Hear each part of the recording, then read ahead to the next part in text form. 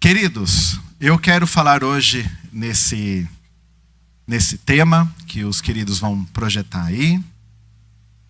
Eu quero falar sobre um coração generoso como chave para a restauração da vida e a continuidade da bênção. Tá bom? Nós vamos conversar sobre isso. Vocês sabem que é o último episódio da série sobre generosidade.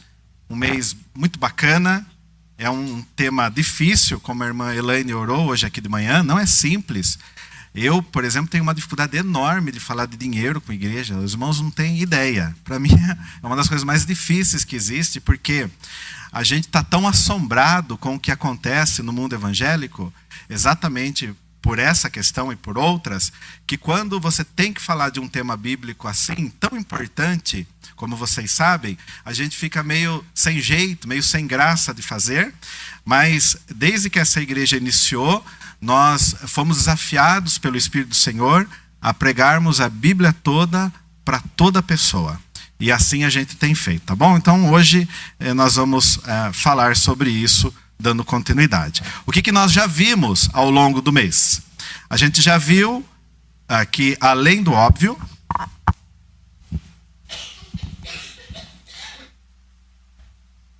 nós meditamos para além do óbvio, entendendo que a verdadeira generosidade vai além de dar o dízimo.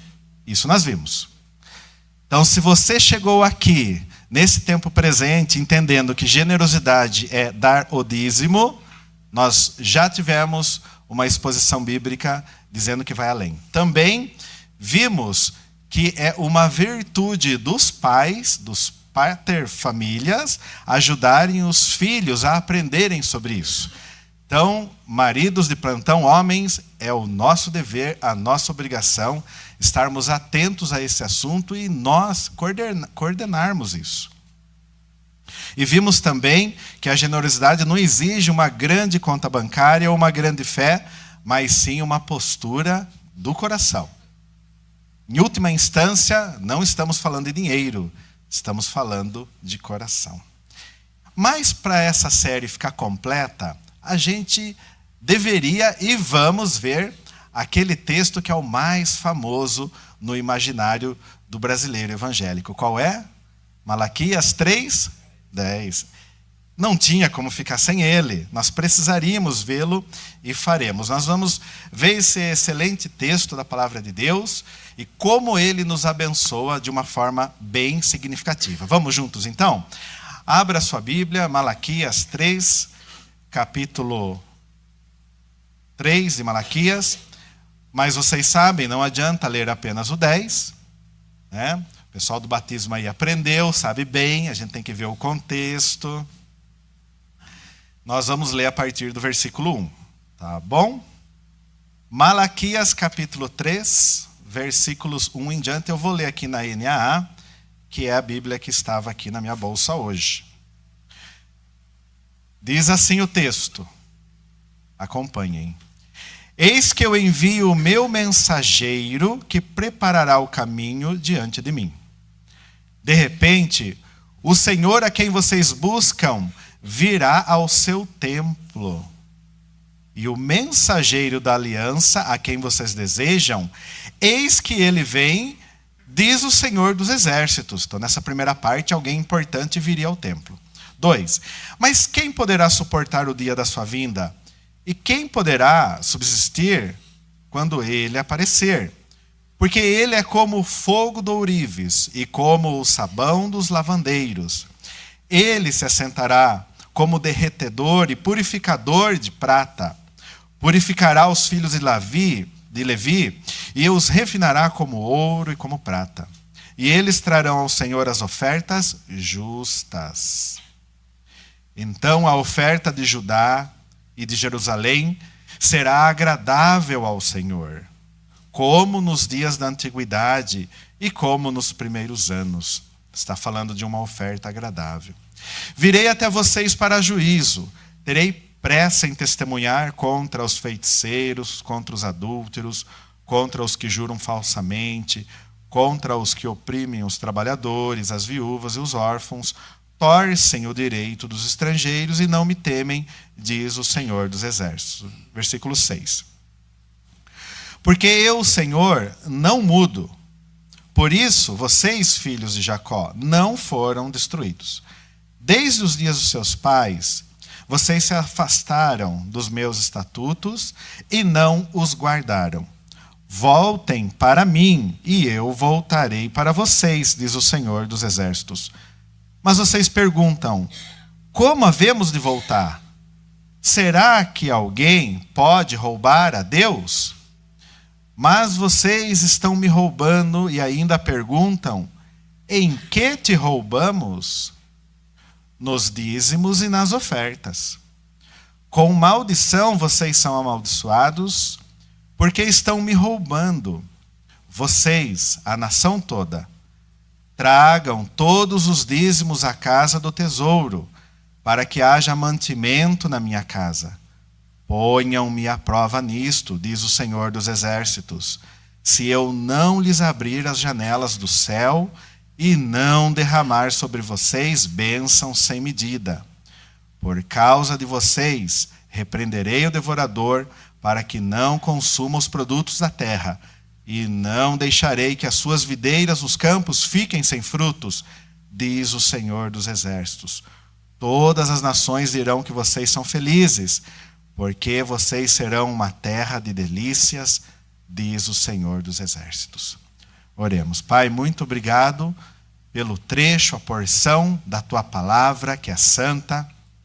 Como bem disse o irmão André hoje de manhã, ela é que nos faz viver da maneira adequada, Senhor. E como nós precisamos dela nessa noite, nos abençoe na ministração, para a honra e a glória do teu nome, em nome de Jesus. Amém. Malaquias é o último livro do Antigo Testamento e, portanto, o último registro profético dessa coletânea. A gente já sabe que houve um outro profeta igual a Malaquias, somente 400 anos depois. E quem sabe, sabe, foi o Joãozinho, o João Batista. A época que Malaquias escreve é aquela época do pós-exílio. Lembrem-se, Judá quase toda foi levada para a Babilônia, e enquanto eles estavam lá, a Pérsia assumiu o comando do planeta na época. Se tornou o grande Império Persa. Num dado momento, após 70 anos mais ou menos, eles foram liberados para voltar para sua terra, Jerusalém. E eles voltaram de fato. Chegando lá, sem sombra de dúvidas, foi uma época de reconstrução. Tinha que reconstruir absolutamente tudo. Estava tudo acabado, tudo destruído. Em outras palavras, eles tiveram que reaprender a existir. Malaquias, enquanto profeta dessa época, ele não teve uma vida fácil. Por quê? Porque o público dele era muito difícil. Irmãos, lendo esse livro, eu fiquei assustado com o público de Malaquias. A IBE é mamão com açúcar. Mamão com açúcar.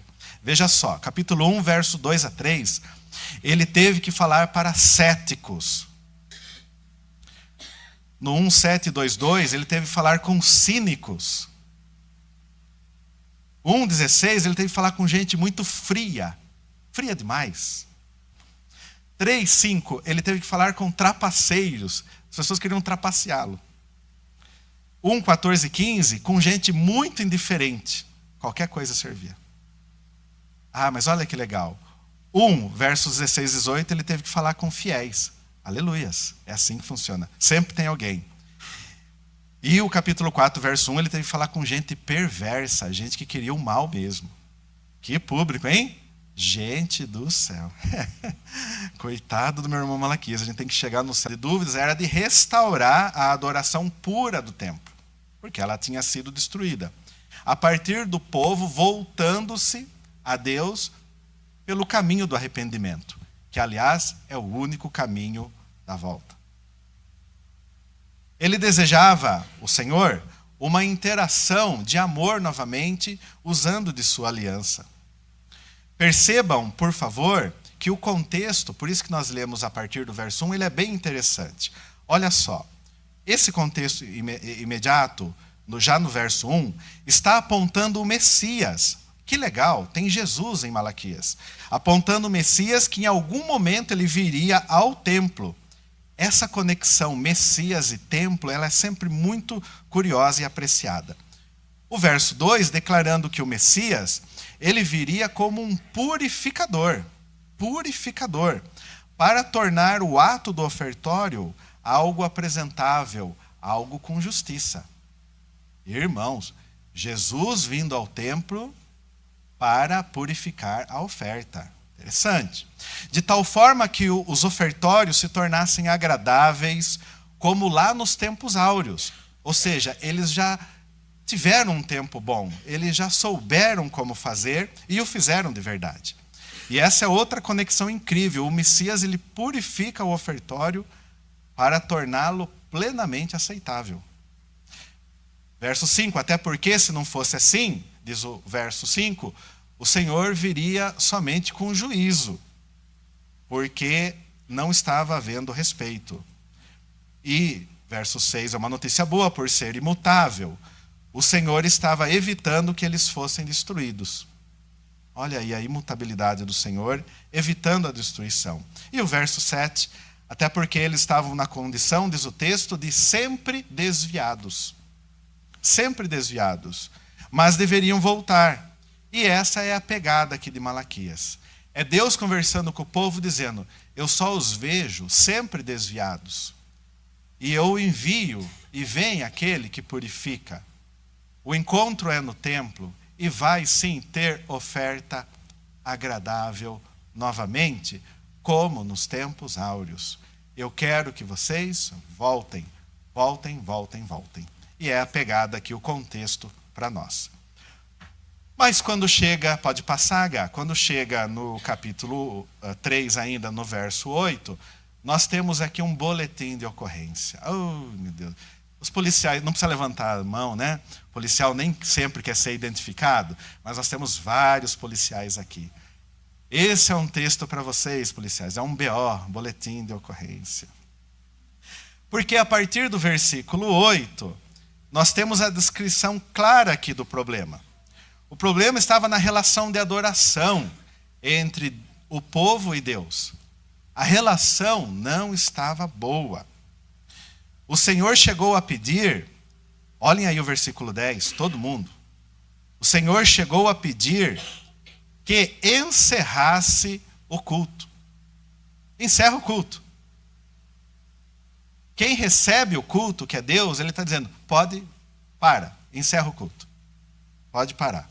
É óbvio que quando eu li isso, eu fiquei imaginando a gente chegando hoje aqui às 18. E os irmãos da recepção, olha lá, o Beto, irmão Marcel, dando a notícia para nós. A gente chegando aqui, irmãos, podem voltar. O Senhor Deus, ele não quer o culto hoje. E para vocês darem essa notícia, hein? Pois é. Gente do céu. Parece que o Senhor preferia encerrar o culto do que continuasse um culto irregular. E essa crise toda se deu devido ao Senhor estar entendendo, ele estar entendendo, que de alguma forma ele estava sendo roubado pelos fiéis da época. Então, como ele está entendendo que está havendo roubo, ele não está querendo mais o culto. A gente pode fechar essa primeira parte dizendo, então, que nós temos aqui um belíssimo boletim de ocorrência. Porque veja só como é um boletim, né? Os policiais sabem bem. Alguém diz o seguinte, me roubou. O outro fala, não roubei o quê? Como assim roubei? Não é esse rolo. Eu imagino vocês escrevendo o boletim de ocorrência, mas que coisa terrível, né? É um disse, não me disse. É o que está acontecendo aqui. O Senhor Deus e o povo. Se você estivesse lá, com quem você ficaria? Com Deus ou com o povo? Você iria colocar o boletim na conta de quem? Pense com carinho sobre isso. Obviamente que precisamos progredir e não ficarmos com esse BO deles em nossas mãos. E a proposta, então, vai ser nessa noite a gente desvendar esse problema. Nós precisamos desvendá-lo e, a seguir, solucionar esse problema. Olha, irmãos, eu orei muito para que essa solução chegue hoje. Eu orei muito. E eu tenho certeza que o Senhor nos abençoará. Nós somos experientes o suficiente para saber que as crises forjam o caráter. E nesse processo, a voz de Deus é o que nos guia. Então vamos progredir aqui, tá bom? A primeira parte, desvendando o problema. Por que Deus se sentiu roubado em Malaquias 3? Porque ele afirmou, estão me roubando. Por que será que ele se sentiu assim? Olha, a acusação de roubo não era ao final sobre dinheiro. Mas a questão para Deus é sobre o coração. O coração do povo não estava mais sendo entregue. Essa acusação ela reflete um relacionamento quebrado com Deus, evidenciado pela desobediência em duas áreas principais. Mas antes, vamos ver aqui um contexto.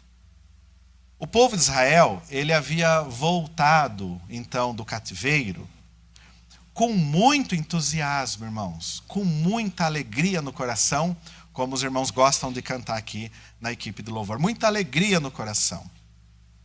A ponto do Salmo 126 ser dessa época.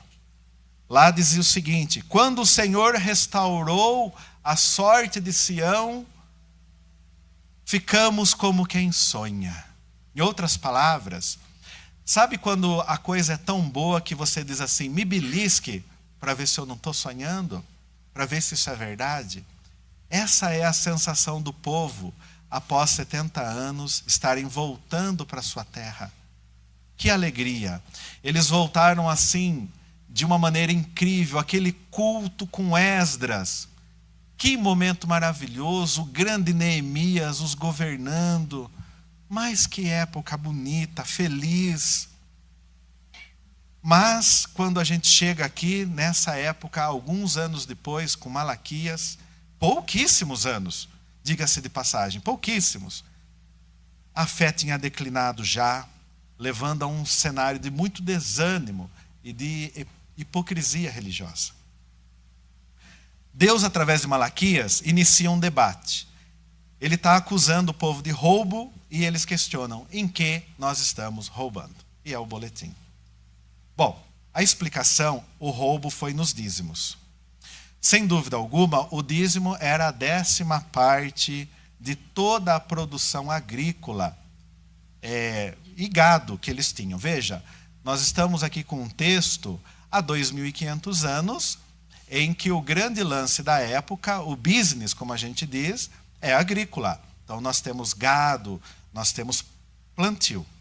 E a 10ª parte era separada. O propósito do dízimo, na ocasião, era sustentar os sacerdotes e levitas, porque eles, propriamente, não tinham terras. Como eles não tinham terras, eles não podiam produzir. Logo, eles eram pessoas com 0 valor monetário ao longo do mês. E então essa parte vinha justamente para manter ali o sacerdócio vivo, firme e eficaz, e serviço do templo de Deus. Como o povo retia o dízimo, eles estavam privando o sacerdócio do seu sustento, o que comprometia o serviço do templo e, obviamente, a adoração a Deus. Porque a decisão de haver um templo, de ser habitação de Deus, de haver o sacerdócio, de haver tudo aquilo, era uma designação do próprio Deus. Então é óbvio que aquela porção pertencia a Deus para o propósito de manter a sua casa, mas estava sendo retida. Além disso, o boletim está por conta também das ofertas. Porque, além dessa 10ª parte, o povo também deveria trazer ofertas voluntárias para diversos propósitos, agradecimento, ajuda aos necessitados. A falta dessas ofertas demonstrava uma atitude de indiferença e também o que a gente chama hoje de avareza. O povo não estava falhando apenas em dar o que era exigido, mas também na parte voluntária, mostrando claramente que os corações estavam bem distantes de Deus nessa época, quase que por completo. Qual era a gravidade do roubo? Bom, a gravidade do roubo é porque na lei de Moisés, o dízimo era uma forma também de reconhecer que a terra e os frutos pertenciam todas a Deus. Quando eles retiam, quebrava essa aliança como se eles fossem o dono da terra. Então é uma grande inversão de valores que estava ocorrendo. O roubo era sintoma, claro, de não confiança e de desobediência. Essa desobediência resultava numa maldição, segundo o texto, afetando a própria prosperidade deles, como Deus havia prometido.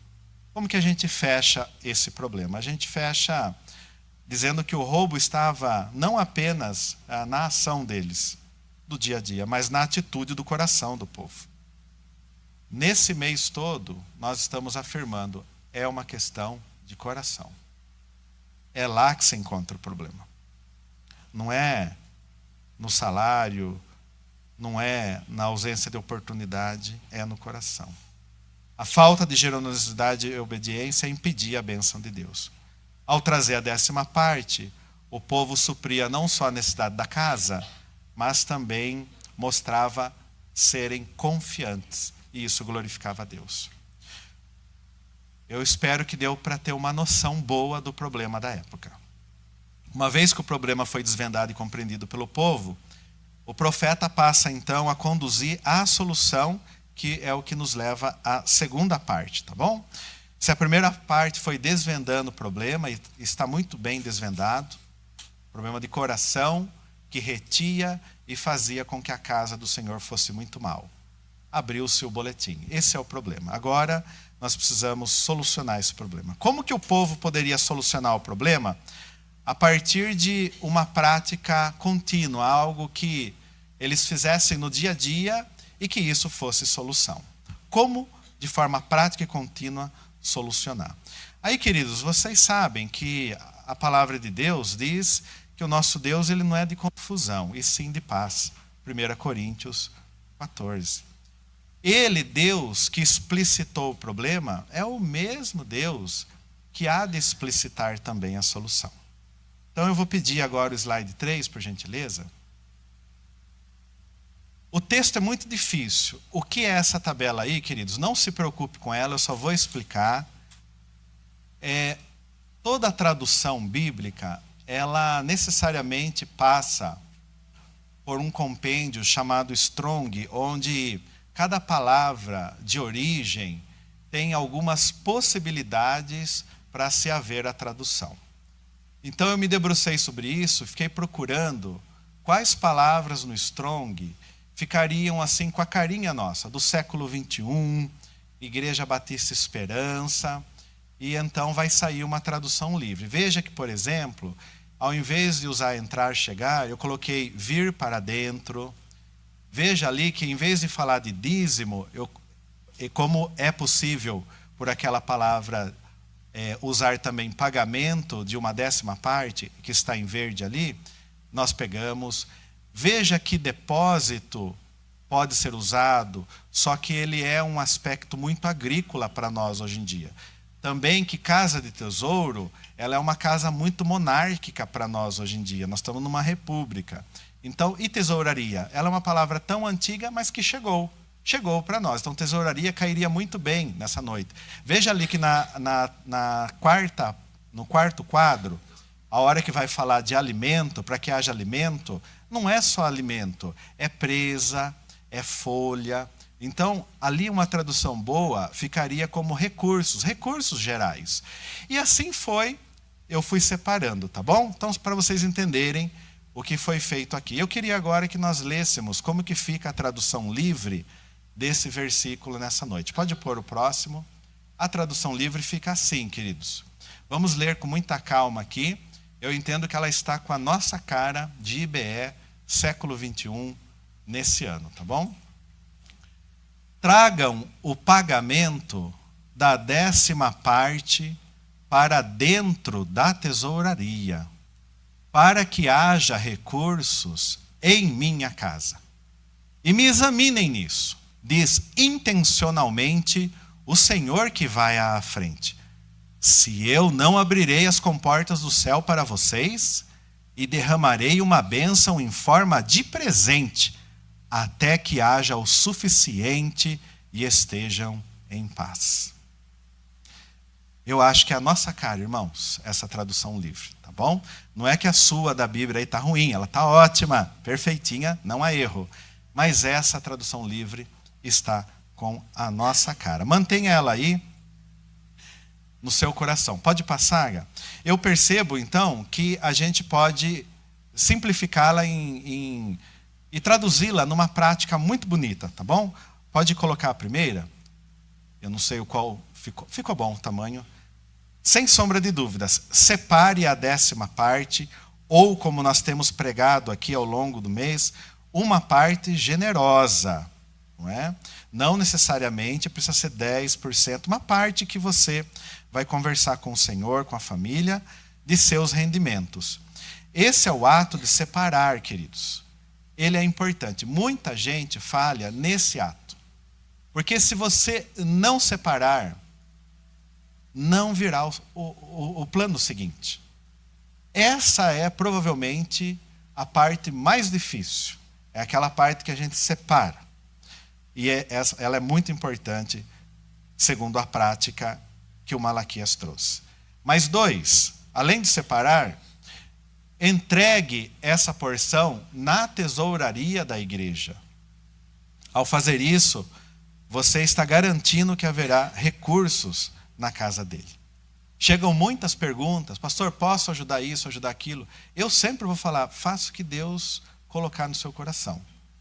A Bíblia propõe: traga a tesouraria. Eu sei que fica difícil para a pessoa que ouve isso, falar: não, calma aí, mas a Bíblia não é a palavra de Deus, eu vou fazer o que eu quero? E aí, eu penso assim: siga a Bíblia, você vai sempre se dar bem, né? Essa casa do tesouro, ela é uma palavra muito antiga para nós, mas tranquilamente, a palavra tesouraria nós entendemos bem, porque qualquer instituição tem tesouraria, nós sabemos bem o que é a tesouraria, né? 3, veja que você fez isso, você separou e entregou, agora você começa um exame do processo divino em sua vida.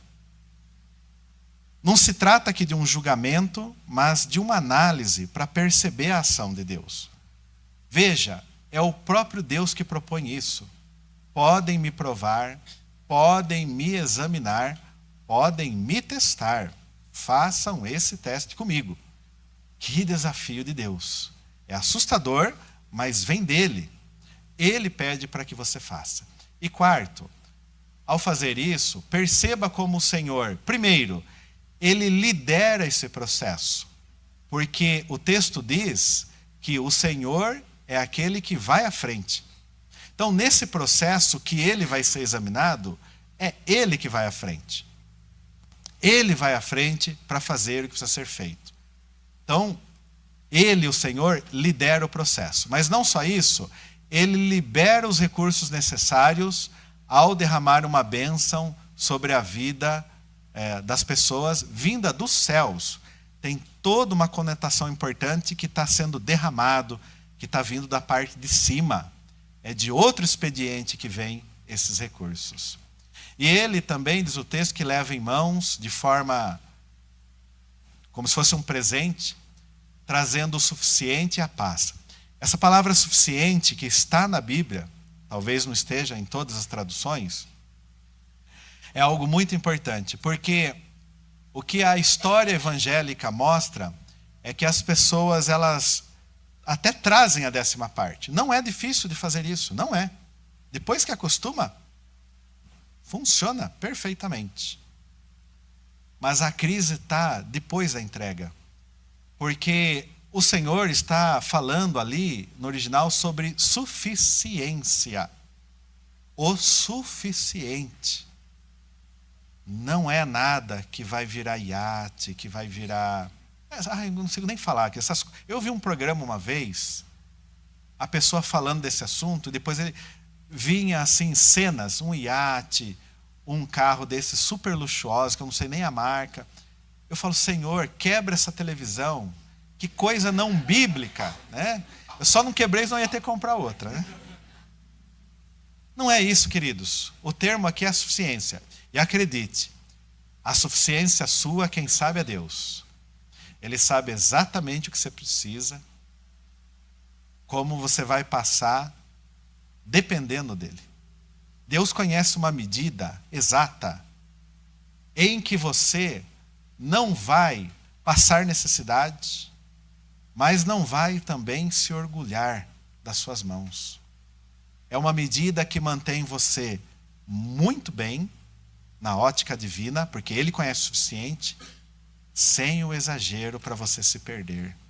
Grande Deus. E isso é promessa, não o iate e aquele carrão. Tá?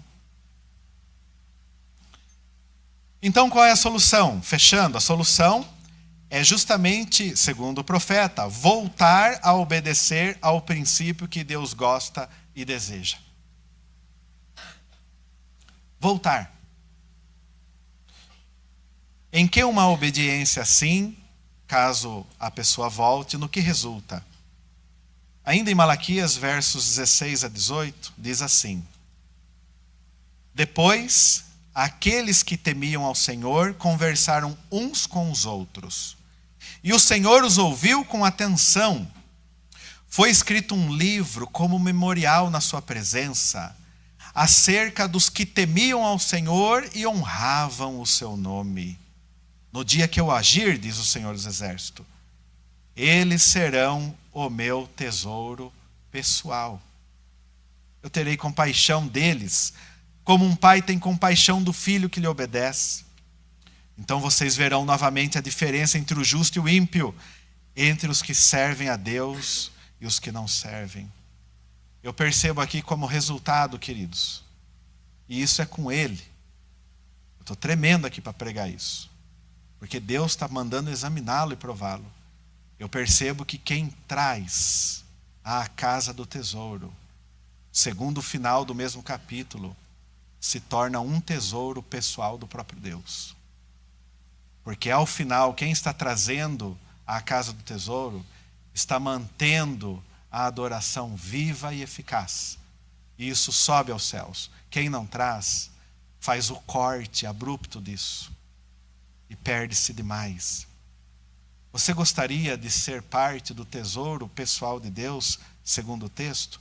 Pois volte. Volte e volte. Feche seus olhos. Você percebe que Malaquias clamava por algo real, não por regras. Ele viu um povo que oferecia o resto, o que não prestava, então guardava o melhor para si. As ofertas estavam vazias, corações frios, mas o Senhor queria o coração e Ele convidou a um teste: ponham-me à prova nisso. De fato, Deus queria abrir as comportas do céu, porque a oferta mais perfeita já havia sido feita, não de um animal, mas a oferta de Jesus Cristo. Ele se entregou por completo. Ele é a nossa grande oferta. Nossa generosidade, então, que vimos nesse mês, não é por obrigação, mas uma resposta de amor e gratidão. Viver como ofertante é a sua vida se tornando uma oferta viva e santa, em resposta àquele que se doou por você. Leve para casa o seguinte: tenha na mais alta estima que Deus deu o exemplo maior de ofertório, pois ofereceu o seu Filho Jesus como oferta. Responda a isso você sendo um ofertante vivo. Não seja como aqueles que escreveu Ageu, que pensava somente em si próprio, onde lá o profeta disse que eles estavam já numa casa que estavam todas apaineladas, com aqueles painéis todos de madeira, enquanto a casa dele ruía.